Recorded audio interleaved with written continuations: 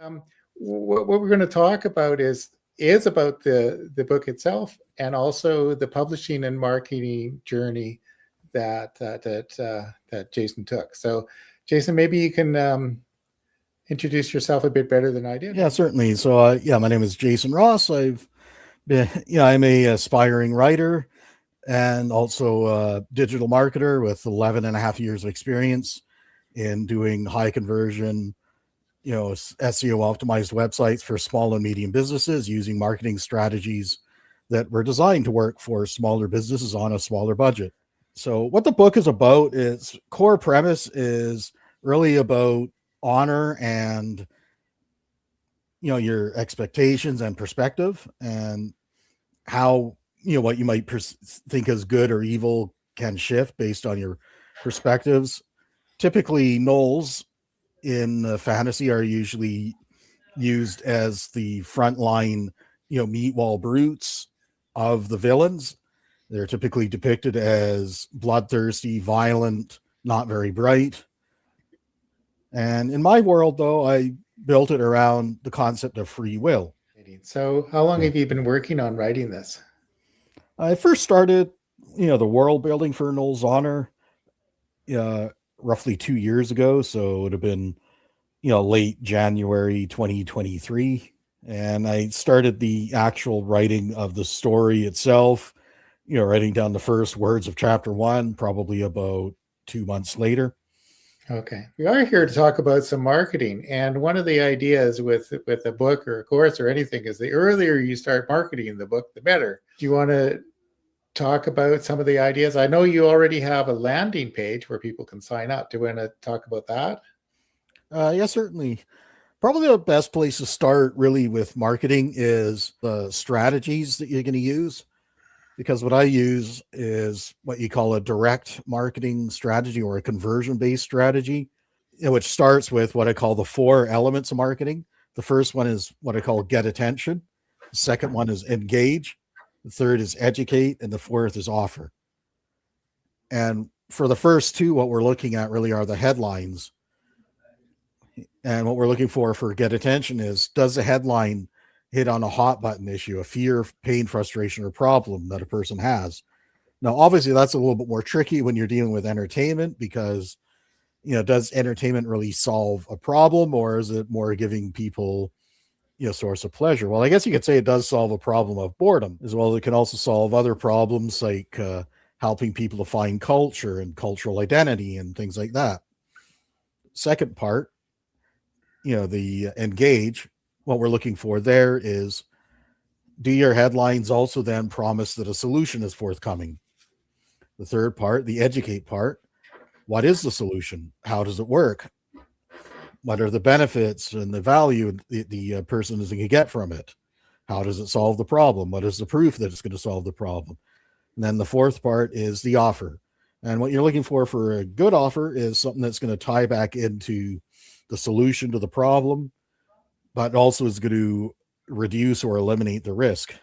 So the best type of offer is going to be a low risk or no risk offer.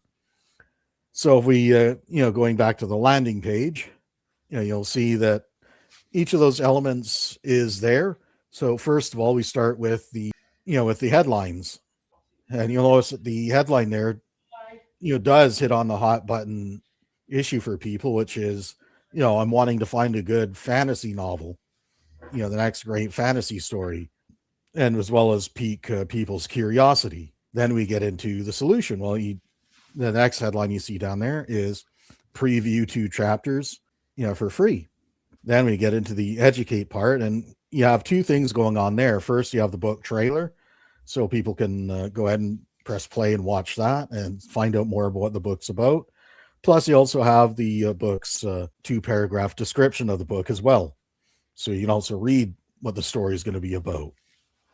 Then you have the offer, which is you sign up to my email list, and you'll get 2 chapters for free. So it gives you a chance to sample the book, find out, is it really for you, without having to pay anything up front. So that is where you start taking away that element of risk, because all you're giving up right now is just a name and an email address, and under, email marketing laws, there's always an easy way to just unsubscribe if you decide you don't like it.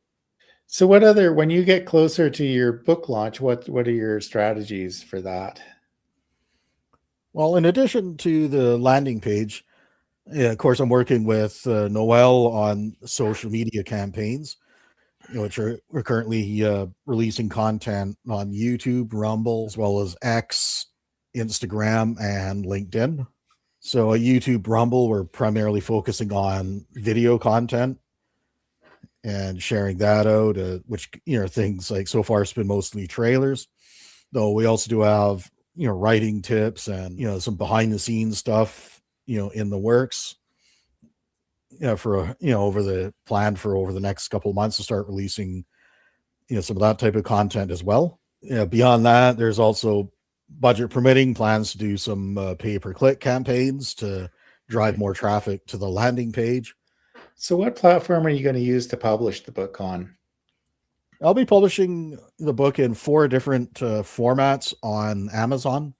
There'll be a hardcover, a paperback, an audiobook, and a ebook format.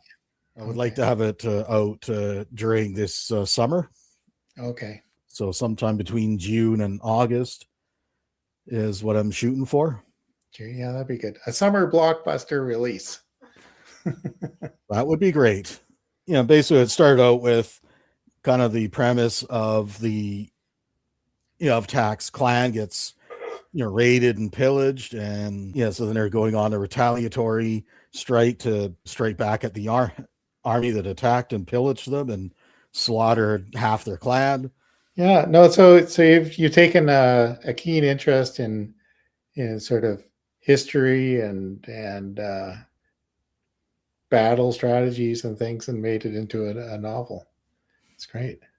Yeah, exactly. So is there anything else you want to add to this conversation? What encouragement to writers? Some of the biggest tips I would give would be, 1, make sure that you're outlining your story from concept to and how it starts, how it ends, and the overall concept, because that alone has saved me multiple times during the course of this project from writer's blocks, because I always have my notes and my outline to fall back on when I'm stuck in a block, and eventually that clears the block because it keeps my clear roadmap of what the direction of the story is going in. The second thing is, make sure that you avoid the pitfall I've seen so many writers I've been working with in the 2 years since I formed, my Rated Media developers community, which is going into this infinite rewrite loop where you get partway through the story and then you go back and fix the start of the story or fix an earlier part of the story. And then what that leads to is you never finish the story. Make sure that once you start writing your rough draft, realize it's a rough draft. It's not going to be perfect. There's going to be a lot of things you're going to need to change, but make sure that you resist the temptation to go back and make those changes immediately. And first, finish the story. Once you finish the story, then you can go back and start working on revisions. And eventually you're going to want to also bring in an editor to help you out with, your revision process.